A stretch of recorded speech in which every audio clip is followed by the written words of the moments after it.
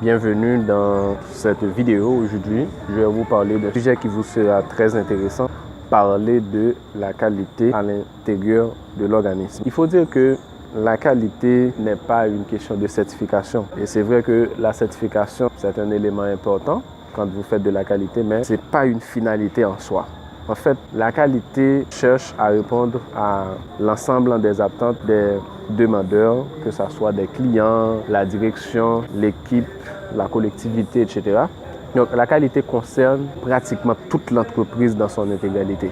Ça veut dire qu'une communication interne motivée et motivante permet de faire adhérer les différents collaborateurs à la démarche et de les impliquer au quotidien. Pour faire connaître la qualité à l'intérieur de l'entreprise, il est nécessaire à ce que la direction commence par dresser ce qu'on appelle un état des lieux, dans le sens que il faut savoir les forces et les faiblesses de l'organisme pour lequel on décide de mettre en place un système de management de la qualité.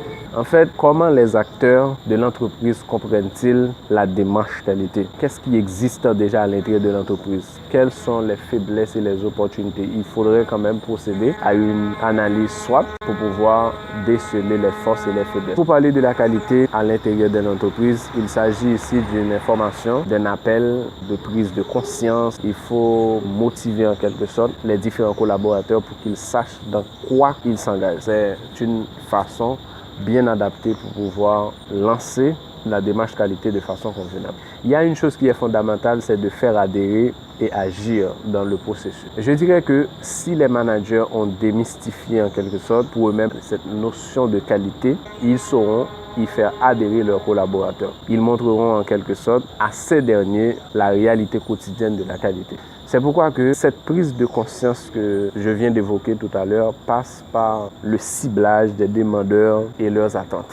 Et quand je parle des demandeurs, je parle du client parce que le client veut de la qualité. Je parle aussi des fournisseurs. Le travail sera mené au cours d'ateliers ou bien d'audits croisés entre les services de l'entreprise. Chacun, au niveau de l'organisme, pourra repérer les lacunes, les difficultés, mais aussi les réussites en matière de sécurité, environnement, satisfaction client, etc. Une fois que les objectifs qualité connus, compris et acceptés, le meilleur moyen pour que ça marche, c'est surtout de mener derrière des actions d'amélioration de façon pragmatique, en impliquant, si possible, tous les acteurs.